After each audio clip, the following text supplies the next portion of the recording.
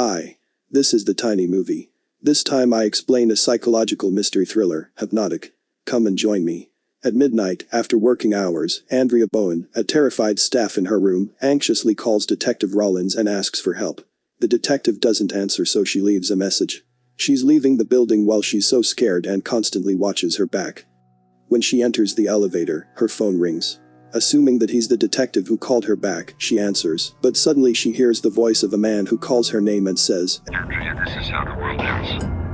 Suddenly the elevator jolts and stops. The elevator cabin walls start moving to trap her inside. She shouts for help, but it seems her screaming doesn't go out and echoed inside. She's crushed between the walls. Another evening, at a housewarming party, Jen arrives at her friend Gina's new home. Gina apologizes to Jen that her ex-boyfriend was invited to the party by her husband. As if it doesn't matter to her, Jen joins the party. At the party, she gloomily sits alone. There, Jen and his ex-fiancé, Brian, constantly make eye contact. Gina's husband, Scotty, seeing this, goes to Jen and apologizes for inviting Brian. He tells Gina told him that Jen won't attend the party. Gina quickly takes Jen's hand and introduces her to Dr. Mead, her therapist. Gina mentions him as the magic person who was able to change her life totally in a way she was able to get a promotion in her work a month later, and insists Jen visit the doctor for a therapy session. Jen tells him the fun that his doctor also works with his patients outside the office. Mead responds this does not happen 99% of the time. While talking, Jen and Brian still have eye contact, and Jen walks over to him. The friends talking about their careers. Mead joins in and asks Jen how she's doing. Jen reluctantly says she's between the jobs. But Brian says Jen is modest. She's a killer software engineer. Brian wants to eat one of the appetizers, but Jen stops him and asks Gina if the food has sesame. Gina understands her mistake. Scared, Brian puts his epinephrine auto-injectors on the table, just in case. After the party, Dr. Mead gives his business card to Jen before leaving. Brian thanks Jen for saving him, and while dying to talk to Jen, says bye, but he can't pretend they're strangers to each other, turns around, and tells her he misses her, and suggests giving her a ride home. Jen feels it's not a good idea, but Brian insists that it's just a ride. They leave there, but this leads to sleep together. The next day, Jen talking Gina that she regrets couldn't stop herself from not sleeping with Brian. Gina asks her to visit Dr. Mead to get rid of her past pains for back to normal. Jen goes to Dr. Mead's office.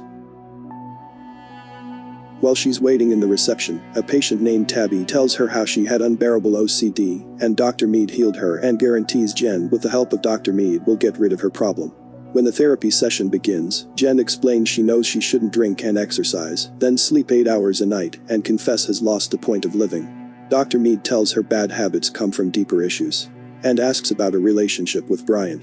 Jen briefly says they met in college, lived and worked together, then she opened up that she had a miscarriage when she was 6 months along, and this tragedy destroyed their engagement. Dr. Mead closes her notebook and recommends hypnotherapy to her. Jane says no as she doesn't want to give away control over herself. Dr. Mead asks her to forget this view, as she's the only one who can control her subconscious, and adds that hypnotherapy is a great helper in overcoming trauma. Minutes later, Jen is lying on the sofa, and Dr. Mead asks her to concentrate on the lights which wax and wane. He tells her to imagine herself in a beautiful forest. When Jen opens her eyes, she was stunned to see it lasted 1 hour when it felt like only 3 minutes. Jen doesn't remember anything, but Dr. Mead tells her he expects she would be more open to suggestibility. The session ends.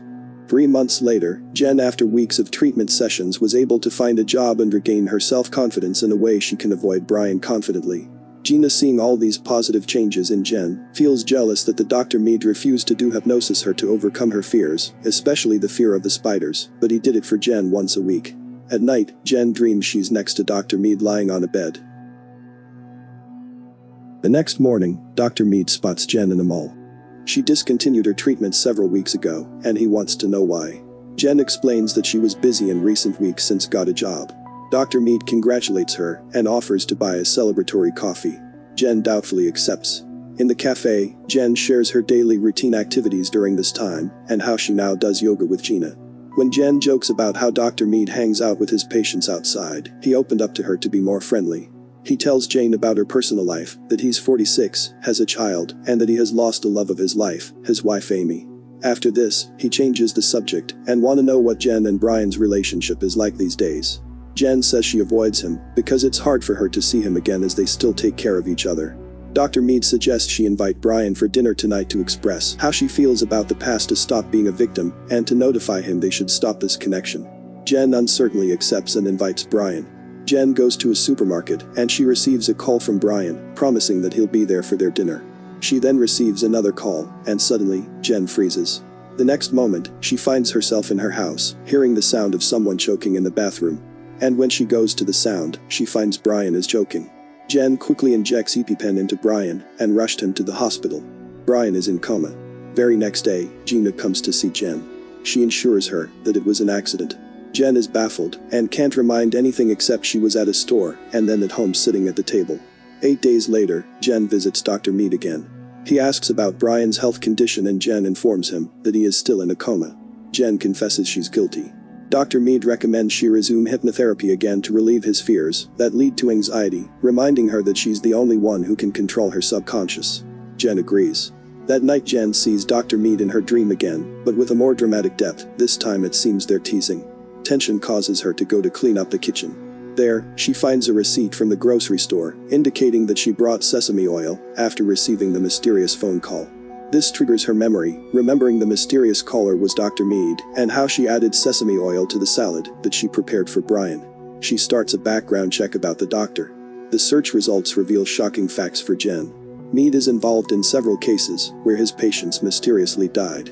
She also finds articles about crimes committed under hypnosis. In the morning, she shares the articles with Gina, highlighting that a patient named Andrea experienced missing time, as she did at the store. Jen tells Gina that Dr. Mead is like a ghost, as if he owns no home or registered address unless his office. There is no info about his private residence, employers, or anything else. However, Gina can't believe something is wrong with him. Gina believes hypnosis is a cure for quitting smoking and fear, not brain hacking. So Jen shows her information about crimes committed under hypnosis, but she still denies Jen's claim. This time, Jen shows her the receipt and explains what happened that night, remembering that she intentionally added sesame oil to Brian's salad. Seeing the receipt, Gina and Jen go to Detective Wade Rollins and ask about Andrea's case. They inform the detective that both of them are Dr. Mead's patients, and that strange things are happening to Jen. The detective quickly asks Jen if she's practicing hypnosis with Dr. Mead, which she confirms.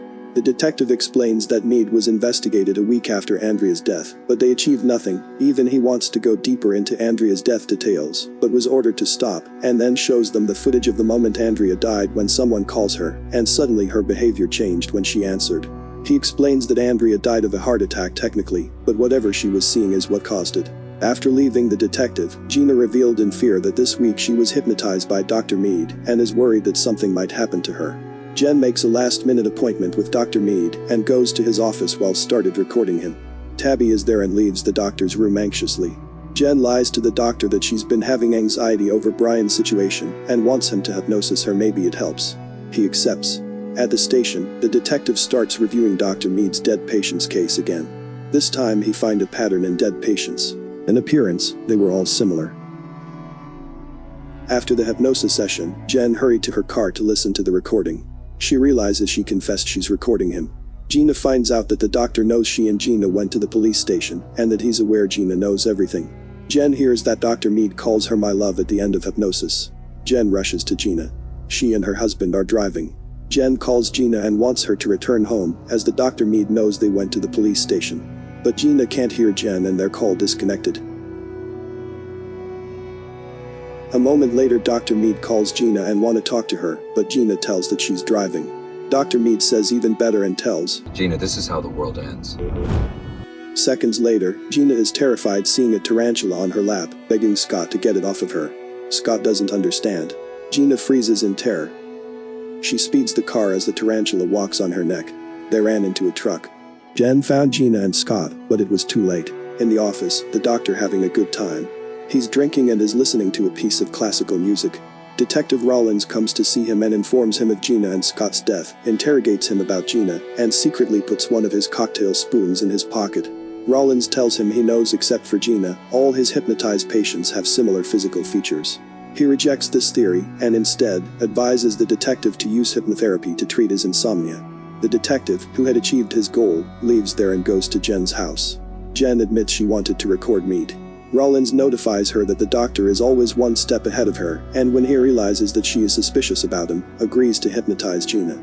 However, he wants Jen to stop blaming herself and hide for some days, and left. Minutes later, someone knocks on the door again.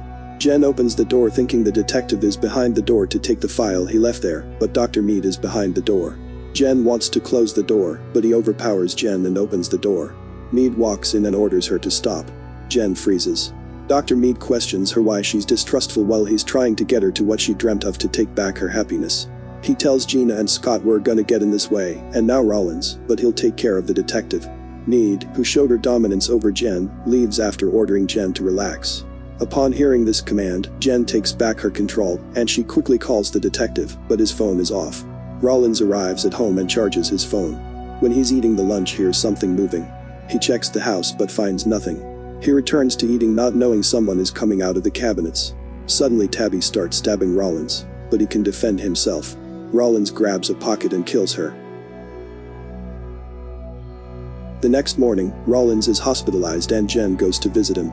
Jen came up with an idea while reading the file left in her house last night. She suggests Rollins send her to the police hypnotherapist and put her under to help her recall Dr. Mead's sessions. Rollins believes her memories aren't sufficient to prove Mead is a murderer in court. Jen is worried that the doctor will hurt her and insists the detective send her to the police hypnotherapist just one time. Jen, with a recorded voice, goes to Dr. Graham. Jen no longer trusts hypnosis and is afraid to go under one more time. Dr. Graham calms her down, says I'm the good one, and wants her to trust her one more time to see what the subconscious retained from those sessions. As soon as they start their work, Dr. Graham asks Jen to tell her everything she remembers. Jen finds herself in a jungle, seconds later, almost suffocates, and Dr. Graham struggles to wake her up.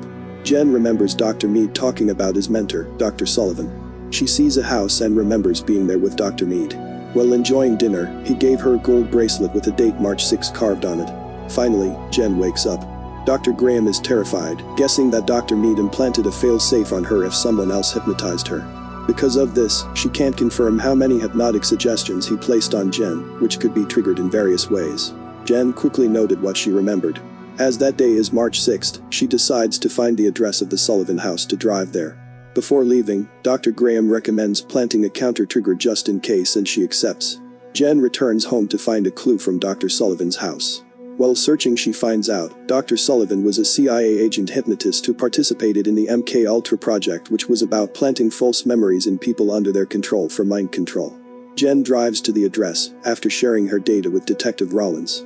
Rollins insists she wait for him to go there together, but Jen tells we don't have much time and leaves. She finds the house, and knocks on the door. It seems no one is there. The door is open, and she comes inside. Seeing the photo of the Dr. Mead wife, she notices the incredible resemblance to herself. Suddenly Doctor appears and says, I know it's uncanny.